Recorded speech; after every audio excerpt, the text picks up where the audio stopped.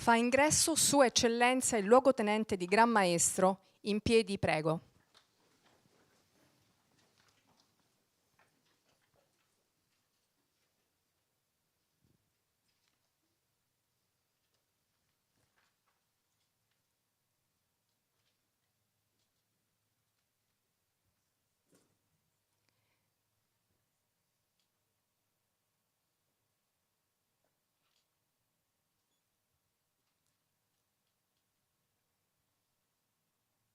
Seduti, prego.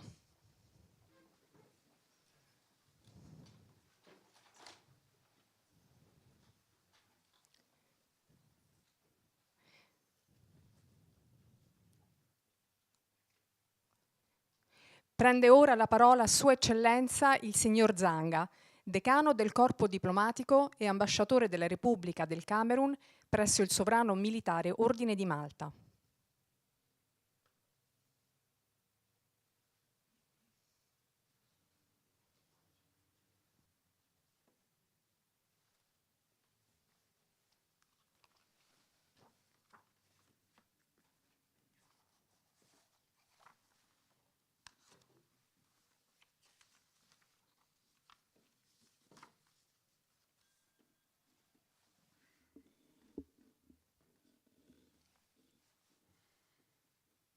Excellences,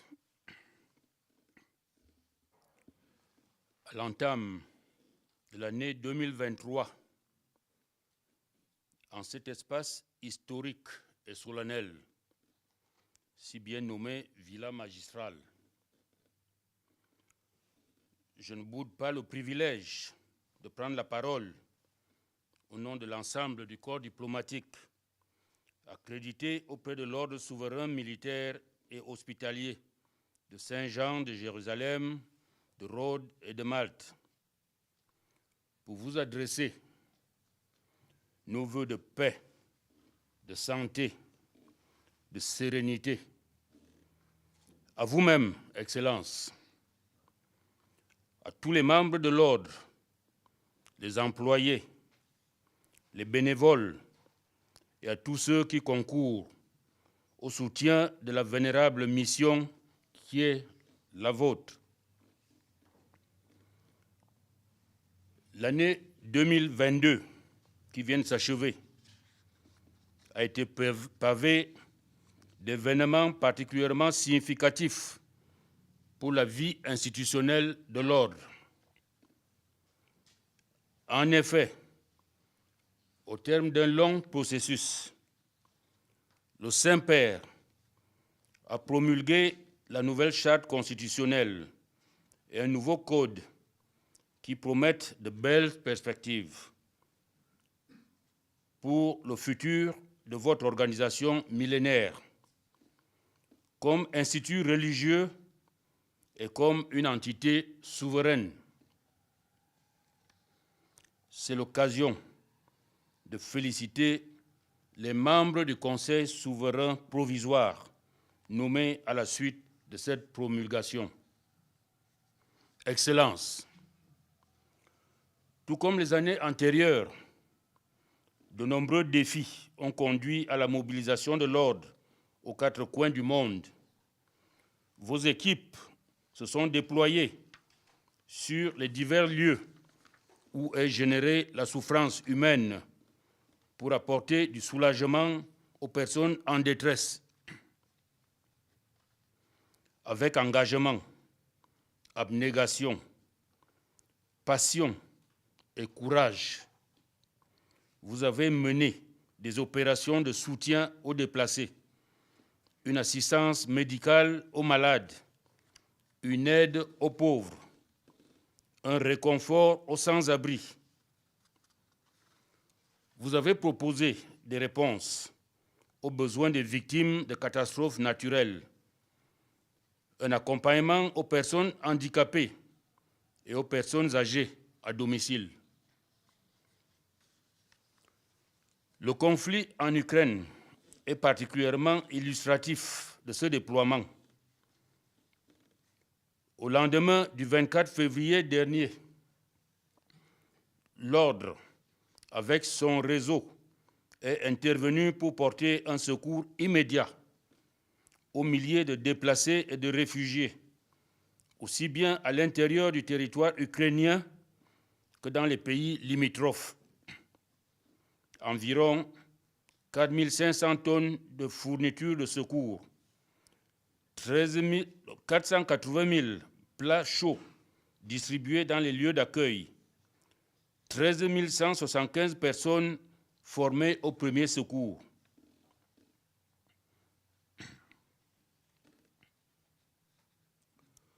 Des générateurs fournis, pour n'énumérer que ces quelques chiffres. Les autres théâtres de conflits ou de catastrophes naturelles n'ont pour autant pas été négligés. Nous saluons donc sans réserve l'immense travail humanitaire et l'engagement diplomatique de l'ordre en faveur de la paix partout où celle-ci a été rompue. L'émotion qui domine les esprits en temps de guerre ne doit pas prendre le dessus sur la raison. Et le monde doit plus que jamais affronter ses contradictions et dépasser ses clivages. Grâce aux liens bilatéraux et multilatéraux, l'ordre porte son expertise de terrain à la table diplomatique et y apporte un son de cloche conciliant. Aussi, vous unissez la diplomatie au secours avec des représentants diplomatiques spéciaux à vocation régionale, comme ceux désignés pour l'Afrique orientale et les pays du Golfe, d'autres pour des thèmes particuliers tels que la migration et la traite des êtres humains en Afrique, la surveillance et la lutte contre la traite des êtres humains à l'échelle mondiale, les nouvelles formes d'exclusion, la population rome, entre autres. Excellences, vos rencontres avec le président de la République italienne, avec le président albanais, ainsi que la visite du président de la Bosnie-Herzégovine démontrent, si besoin en était encore, des espoirs fondés sur votre institution pour rendre le monde meilleur. Des visites de haut niveau au palais magistral et à la villa magistrale, des personnalités politiques de premier ordre ont pavé la vie diplomatique de l'ordre. On peut citer, sans être exhaustif, celle du ministre des Affaires étrangères de la Lettonie, de la ministre des Affaires étrangères du Salvador, du ministre des Affaires étrangères arménien, du secrétaire d'État pour les Affaires étrangères de la République de Slovénie, de la vice-ministre des Affaires étrangères du Panama, du ministre adjoint des Affaires étrangères de la République hellénique, délégué aux affaires européennes, du secrétaire d'État au culte de la République argentine et bien d'autres éminentes figures. De nombreuses délégations de l'ordre ont aussi sillonné le monde pour porter votre idéal humanitaire au service de la paix. Dans l'accomplissement de vos nobles missions, soyez rassurés que les membres du corps diplomatique seront toujours à vos côtés, disposés à soutenir vos activités auprès de nos gouvernements respectifs. Il s'est d'ailleurs renouvelé tout au long de l'année avec la présentation des lettres de créance des ambassadeurs de Serbie, de Côte d'Ivoire, du Sénégal, des Philippines, de l'Italie, d'Égypte, d'Espagne, de la République dominicaine, du Pérou, de Pologne, du Chili, de Thaïlande, d'Ukraine, du Portugal, d'Autriche, de l'Équateur, de la Macédoine du Nord. À tous ces membres, nous souhaitons une chaleureuse bienvenue dans notre famille diplomatique. Malheureusement, cette année encore, le voile sombre de la mort a couvert des étoiles avec le départ vers le Créateur du pape émérite, sa sainteté Benoît XVI, l'une des personnalités théologiques les plus marquantes de notre époque, comme s'accorde à le souligner les divers témoignages. En 2009, il avait réservé au Cameroun et à l'Angola sa première visite apostolique en Afrique. Les Africains ont alors découvert un serviteur des serviteurs de Dieu, doux, souriant, discret et humble, malgré l'immensité de ses connaissances et de sa profondeur humaine, morale et spirituelle.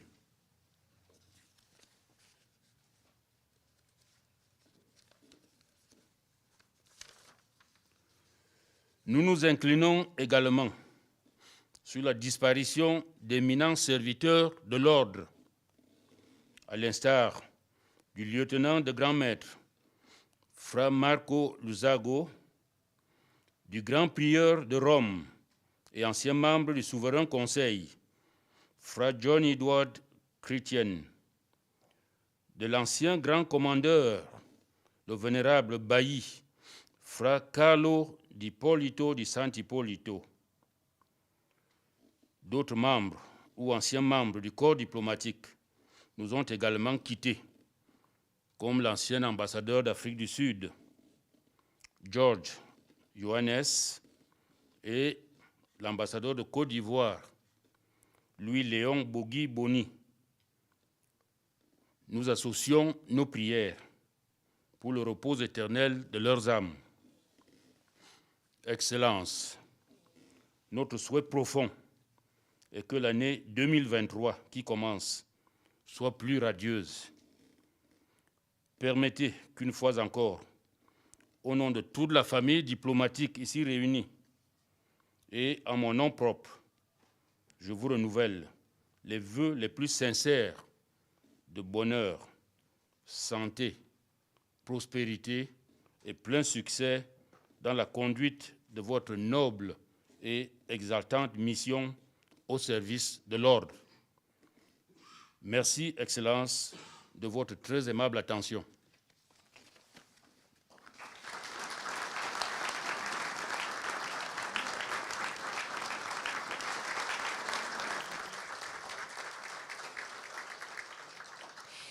Prende ora la parola Sua Eccellenza il luogotenente di Gran Maestro del Sovrano Militare Ordine di Malta, Fra John Dunlap.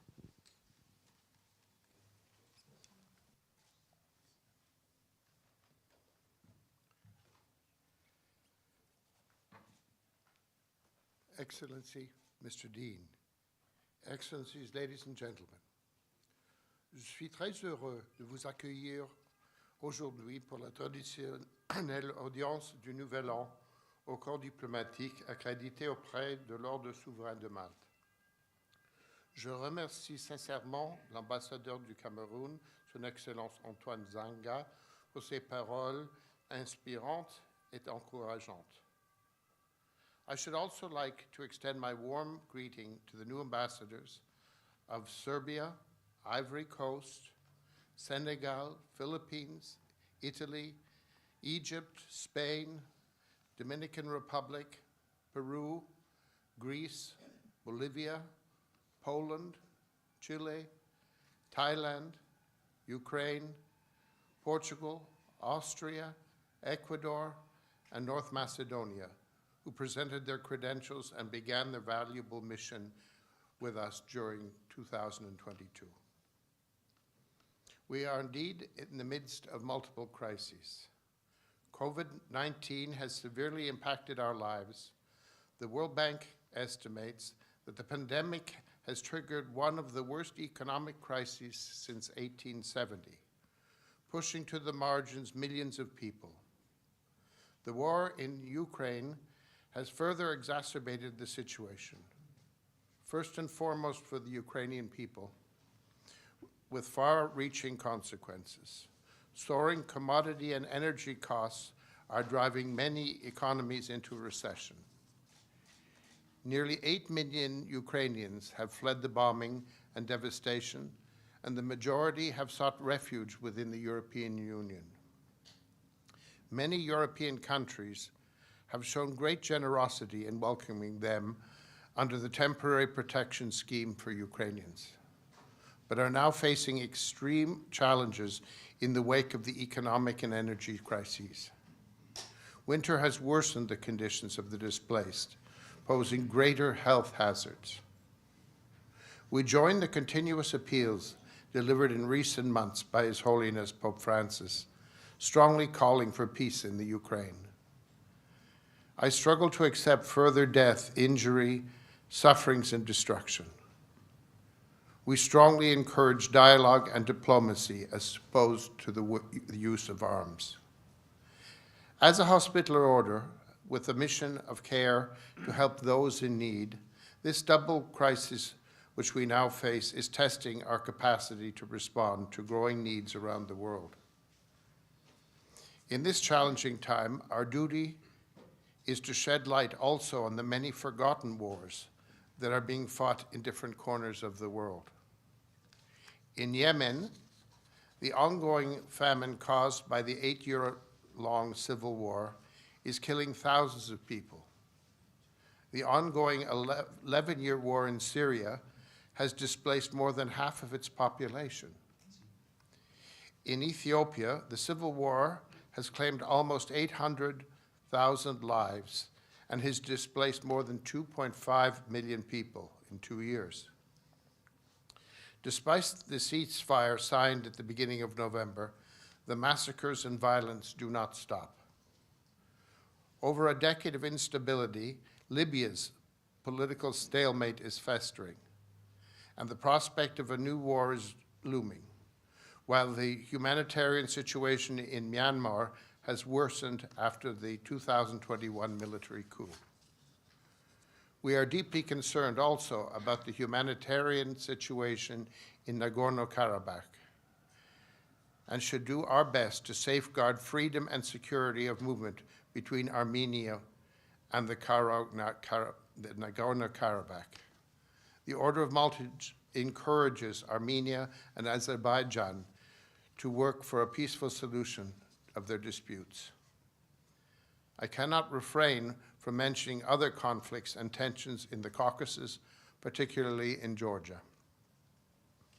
I express my grave concern about the acute human rights violations perpetrated in some countries against the defenseless civilians through discrimination, violence, torture, and death sentences. I hope that the international community will step up its action to stop these terrible violations and violations of fundamental human rights.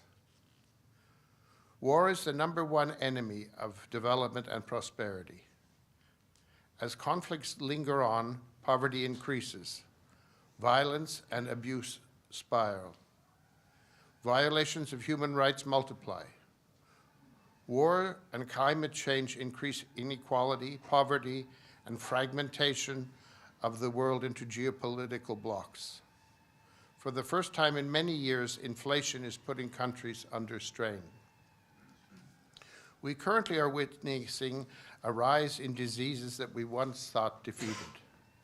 While tuberculosis has increased nearly 5% over the past year, antibiotic resistance is rising to dangerously high levels in all parts of the world, posing a threat to global health, food security, and development. This is a dire scenario, but also a wake-up call for all of us. It is a time to unite and join forces to assist and help the most vulnerable with concrete actions, but also by giving hope. As Pope Francis recently stated, it is a time we might light candles of hope in the midst of darkness and seize opportunities to bear witness to the gospel of joy and build a more fraternal world. The desire for peace clearly indicates the path that we must take and the goal that we must strive for. Today's audience offers me the opportunity to illustrate our worldwide efforts with the thousands of medical and social initiatives that we have developed, as well as to look back on a full and demanding year for the Sovereign Order of Malta. I clearly want to emphasize that all of these initiatives are made possible thanks to the cooperation of the countries that you represent. And thank you for your commitment and support.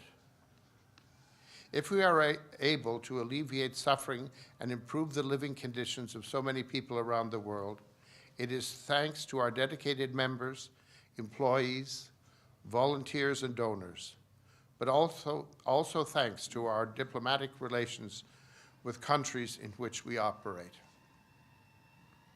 This is a moment of great sorrow for the entire Church and for all those who had the grace to know His Holiness Pope Benedict XVI. But it is also an occasion of spiritual joy for the completion of the earthly journey and of the mission entrusted to him as a faithful servant of the Lord and of His Church. The Order of Malta was honored to have for many years the then Joseph Cardinal Ratzinger amongst its most illustrious members. The sudden death of my predecessor, Fra Marco Luzago, last June, came as a great shock to us all.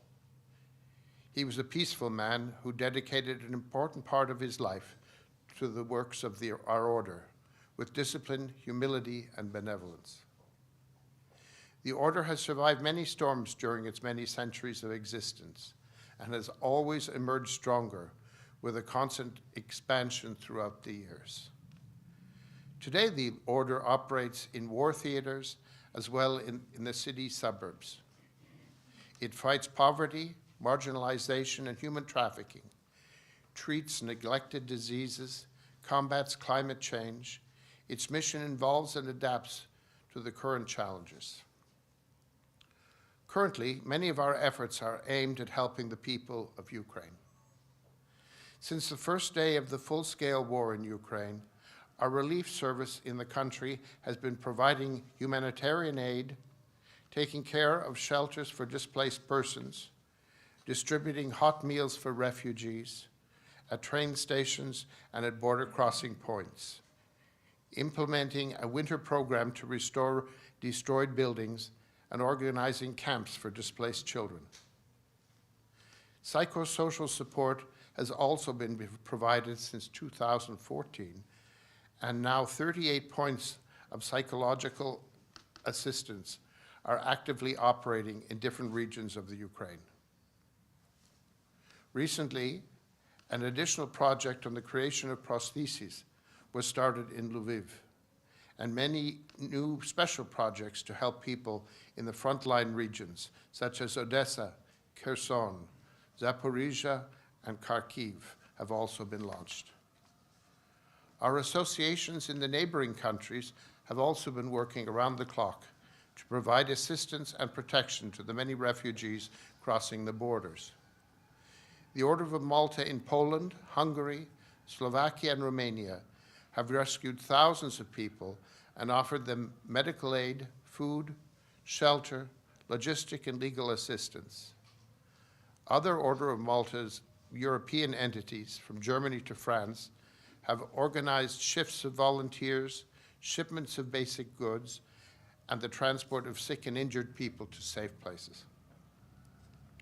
These efforts have been coordinated by Malteser International, the worldwide relief agency of the Order of Malta, and by our network of associations, which acted swiftly to implement a coordinated and efficient response, placing resources and know-how in the front line.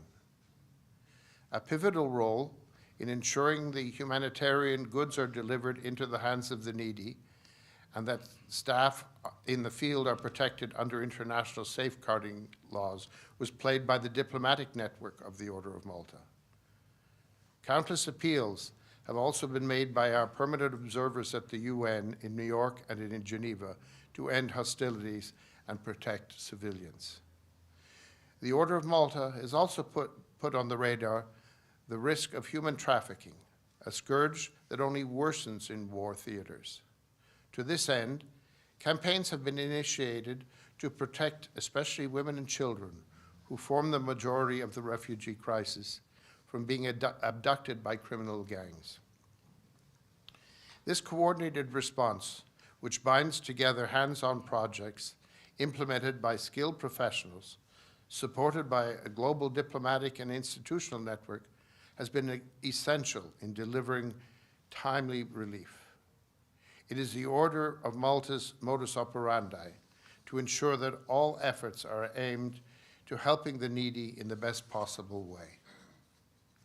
The same is applied to other crisis areas. Since 2011, medical teams from Malteser International have been providing aid and assistance to Syrian refugees fleeing from war.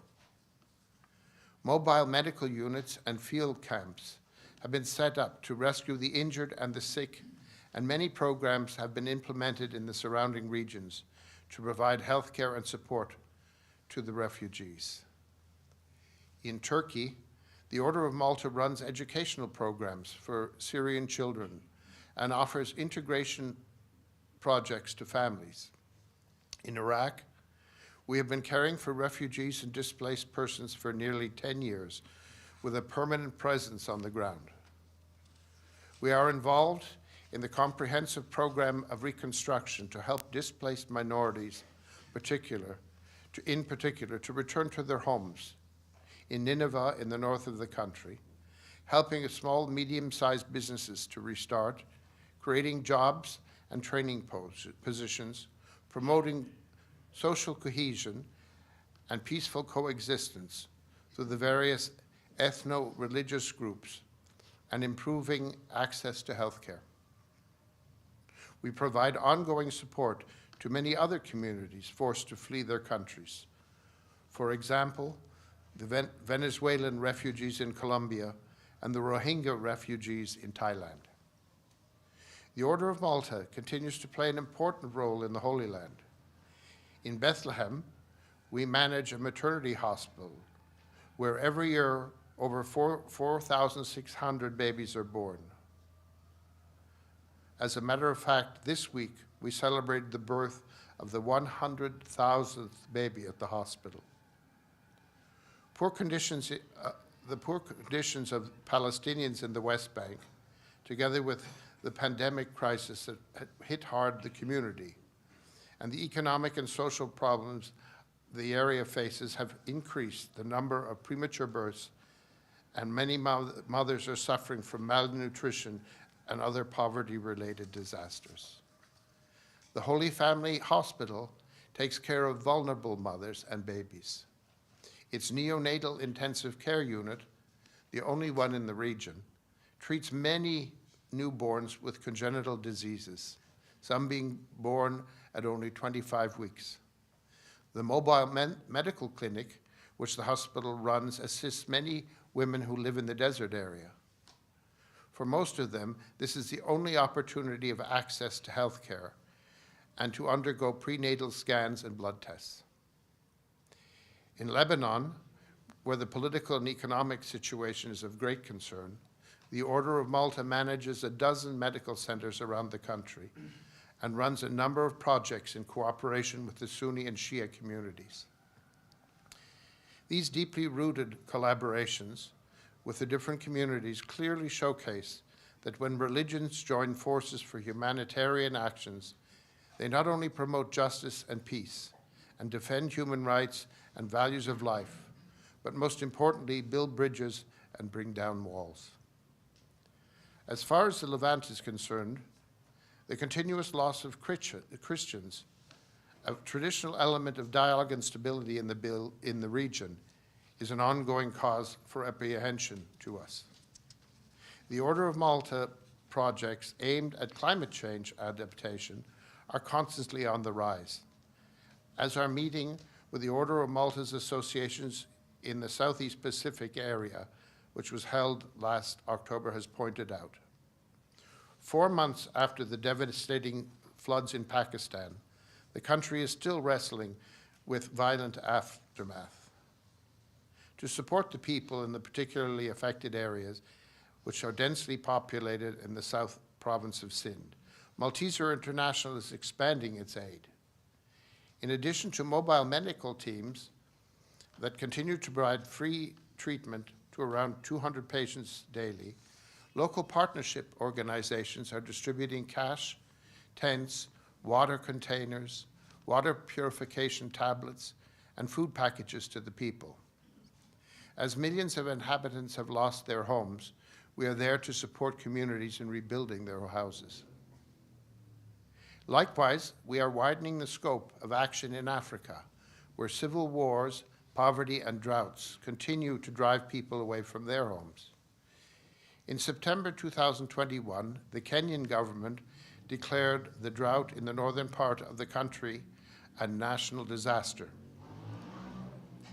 The situation is dramatic. About 36 million people in the Horn of Africa are dependent on external aid.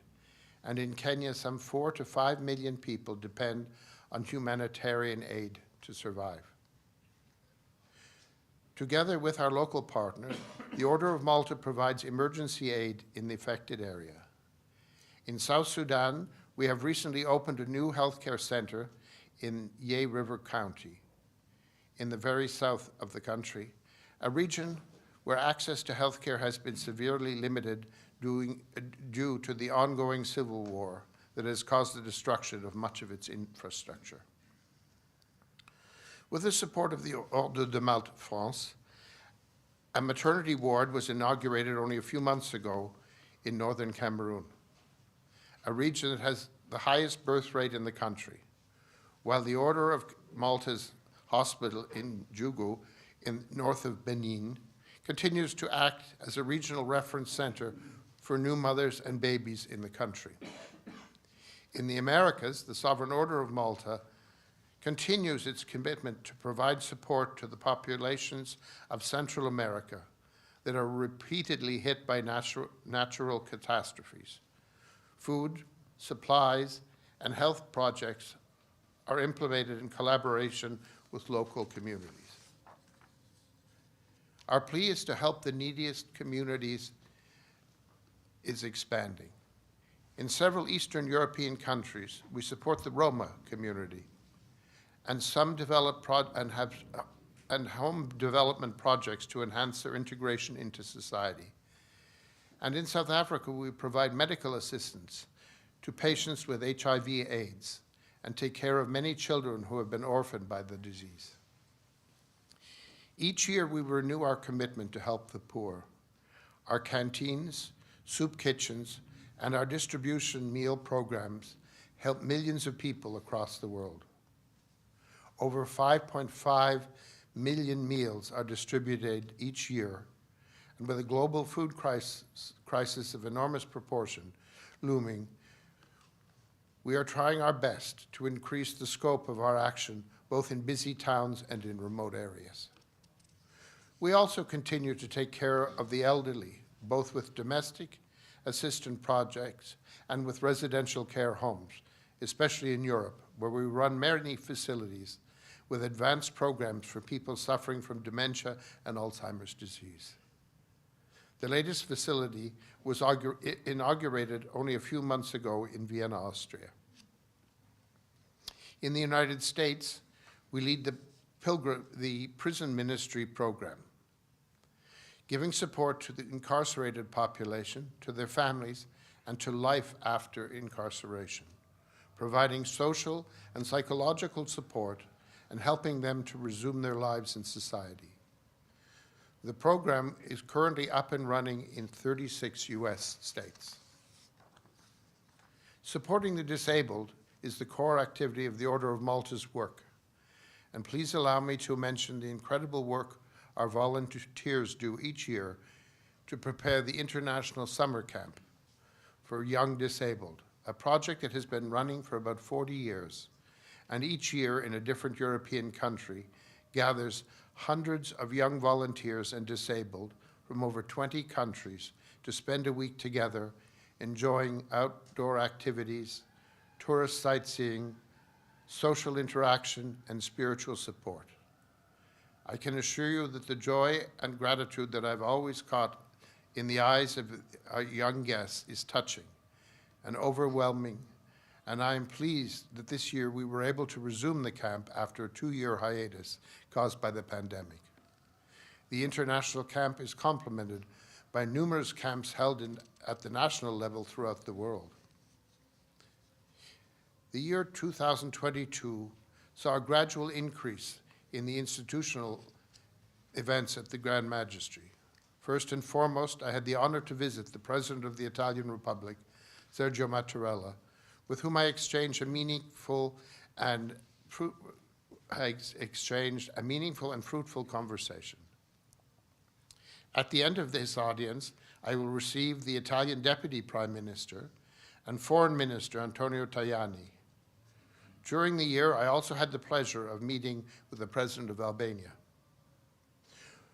Moreover, foreign authorities from Panama, El Salvador, Argentina, Taiwan, Armenia, Belarus, Bosnia-Herzegovina, Latvia, Slovenia, the Czech Republic, Romania were also welcomed at the Order's headquarters. Among the highlights of the year in terms of diplomatic engagement, let me mention in particular the Order of Malta's participation at the Munich Security Conference in February, where we organized a side event on migration and security. Our Foreign Affairs Department is preparing our contribution to this year's meeting, which represents one of the finest international fora on the key foreign and security policy challenges of our time. We remain furthermore committed to enhancing the role of faith-based institutions in the international scene. And to this end, we organized last June here in Rome a meeting of the Transatlantic Policy Network on Religion and Diplomacy, a forum of diplomats from Europe and North America that meets regularly to promote collaboration on the geopolitics of religion and to advance religious awareness. Statistics show that 85% of the world's population professes a religion or faith-sharing principles such as brotherhood, respect, and mercy and compassion. There is a growing responsibility for religious leaders and faith-based institutions to jointly witness and profess the values of solidarity, generosity, tolerance, hospitality, and respect for human dignity that should guide the harmonious development of societies and international relations. We cannot help but note the increasing role that religion is taking in international relations, and the importance that the promotion and protection of freedom of religion, of belief, is taking on both bilateral and multilateral levels. The Order of Malta is present as a member or as an observer in international fora, in particular at the UN in New York, Geneva, and Vienna, contributing its values, experience, and ideas and proposals.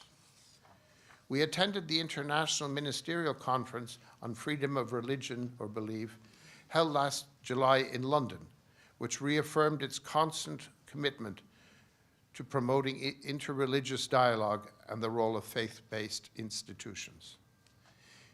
The Order actively participated as an observer in the most recent International Parliamentary Union General Assembly, which was held in Kigali.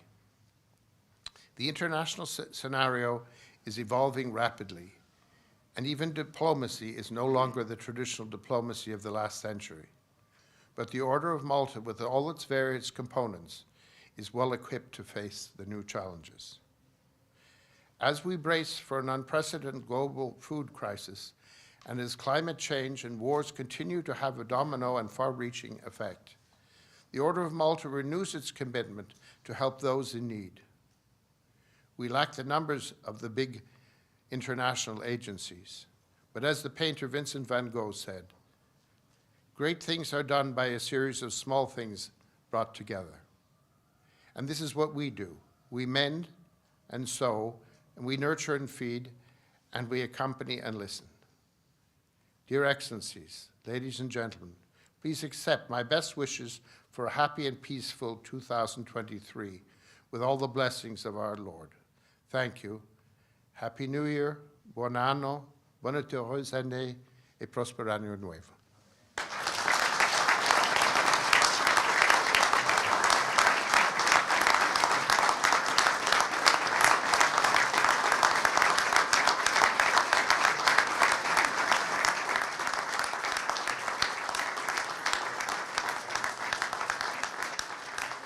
Sua Eccellenza, il luogotenente di Gran Maestro, procede ora a salutare i capi missione.